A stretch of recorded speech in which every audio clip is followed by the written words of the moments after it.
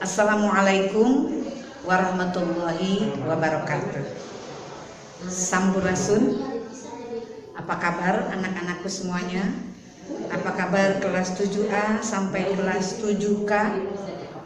Mudah-mudahan kalian yang sedang mengikuti pelajaran PAI di rumahnya masing-masing diberikan oleh Allah kesehatan, diberikan oleh Allah kebahagiaan meskipun kalian masih tetap belajarnya di rumah saja.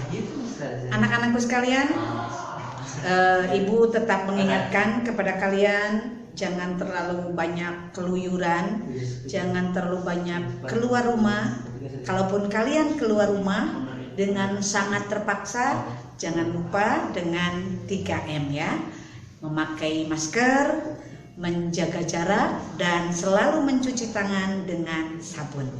Iya, terima kasih. Anak-anakku sekalian, mari kita lanjutkan lagi bahasan materi pembelajaran PAI. Dan kali ini Ibu akan membahas tentang kemudahan Allah melalui sholat jamaah dan sholat qashar. Anak-anakku sekalian, Allah Subhanahu wa Ta'ala memberikan kemudahan dengan kasih sayangnya kepada kita umat Islam yang sedang dalam perjalanan, yang sedang dalam keadaan sakit atau dalam keadaan repot ya. Jadi agama Islam memang sangat fleksibel sekali. Agama Islam tidak pernah memberatkan kepada umatnya. Dan Allah Subhanahu wa Ta'ala memberikan rukhsah atau kemudahan kepada umatnya, diantaranya melalui sholat jamaah dan sholat qashar. Iya, Ibu bahas satu-satu dulu sholat jamaah. Anak-anakku sekalian, sholat jamaah adalah sholat yang dikumpulkan atau sholat yang disatukan. Sedangkan secara garis besar, sholat jamaah adalah 2 waktu sholat yang dikumpulkan dalam satu waktu, atau mengumpulkan 2 waktu sholat dalam satu waktu. Itu namanya sholat jamaah. Bisa dipahami? Iya. Jadi sholat jamaah adalah mengumpulkan 2 waktu sholat dalam satu waktu. Contoh, Ibu pergi ke Jakarta, berangkat dari rumah jam 6 pagi. Sampai di Jakarta karena kondisi perjalanan macet, sampai ke Jakarta Ibu jam 4 sore. Padahal tadi dari rumah jam 6 ya. Nyampe ke Jakarta jam 4 sore. Nah, berarti Ibu sudah melewati satu waktu sholat. Sholat apa coba nak? Iya, sholat duhur. Sholat duhur sudah lewat sama Ibu ya. Ibu sampai ke Jakarta jam 4, berarti waktu duhur sudah lewat. Nah, Allah Subhanahu wa Ta'ala memberikan kemudahan untuk umatnya yang sedang dalam perjalanan atau musafir untuk menggabungkan 2 waktu sholat. Makanya Ibu akan melaksanakan sholat, menarik sholat duhur ke waktu asar. Itu namanya sholat jamaah. Jadi dikumpulkan sholat duhur dengan sholat asar di waktu asar. Atau sebaliknya, karena Ibu pergi dari rumah jam 6, ternyata datang ke Jakarta lebih awal, jam 2 sudah nyampe. Karena Ibu sudah tahu diberikan rukhsah, diberikan kemudahan oleh Allah, Ibu akan menggabungkan, menarik sholat asar ke sholat duhur. Jadi sholat jamaah itu mengumpulkan 2 waktu sholat dalam satu waktu. Boleh di waktu yang pertama dan boleh di waktu yang kedua. Ya, bisa dipahami? Jadi sholat jamaah itu mengumpulkan atau menggabungkan 2 waktu sholat dalam satu waktu. Nah, sholat jamaah terdiri dari dua jenis. Yang pertama adalah jamaah takdim. Apa itu jamaah takdim?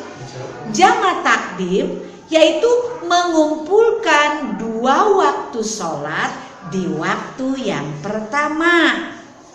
Tadi ibu datang ke Jakarta jam 4 sore, ya. Kalau jam 4 sore berarti ibu menarik sholat duhur ke waktu asar, berarti itu waktu yang kedua. Nah, kalau ibu datang ke Jakarta jam 2 siang, ya, ibu berarti melaksanakan sholat duhur dulu, menarik sholat asar ke waktu duhur, ke waktu yang pertama. Itu disebut jamaah takdim, mengumpulkan dua waktu sholat di waktu yang pertama atau di waktu yang awal, menarik sholat asar ke sholat duhur. Itu namanya jamaah takdim. Oke, yang kedua yaitu jamaah takhir. Jamaah takhir artinya mengumpulkan dua waktu sholat di waktu yang kedua atau di waktu yang terakhir. Ibu datang ke Jakarta jam 4, sholat asar dulu. Setelah sholat asar, ibu menarik waktu sholat duhur ke waktu asar.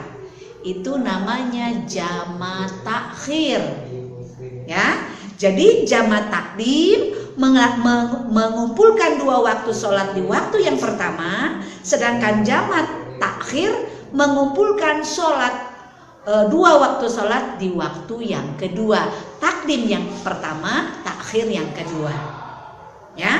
Atau kalian Delvia atau Paris atau juga Lisa mau menggabungkan waktu maghrib dan waktu asar. Kalian Muhammad Paris Islami pergi ke Jakarta, datang ke Jakartanya misalnya pas waktu sholat maghrib, ya, menjelang sholat maghrib datang ke Jakarta. Paris mau melaksanakan sholat apa dulu nih? Berarti yang punya waktu adalah waktu maghrib. Berarti Paris melaksanakan sholat maghrib dulu. Kebetulan Paris sholatnya di Masjid Istiqlal, ikut berjamaah sholat maghrib. Berhubung Paris sedang dalam keadaan musafir atau perjalanan, maka Paris akan menggabungkan atau mengumpulkan, menarik sholat isya. Setelah Paris melaksanakan sholat maghrib berjamaah, maka Paris keluar dari sholat berjamaah, lalu berdiri lagi untuk melaksanakan sholat isya, menarik sholat isya ke waktu maghrib. Itu namanya apa tadi? Jamaah takdim, mengumpulkan dua waktu sholat di waktu yang pertama. Tetapi kalau misalnya Muhammad Paris datang ke Jakartanya waktu sholat isya, berarti Muhammad Paris sholat isya dulu. Yang punya waktu kan sholat isya. Paris sholat isya berjamaah misalnya di masjid 4 rakaat. Setelah selesai sholat isya 4 rakaat, Paris memisahkan diri lalu berdiri lagi melaksanakan sholat maghrib, ditarik ke waktu isya.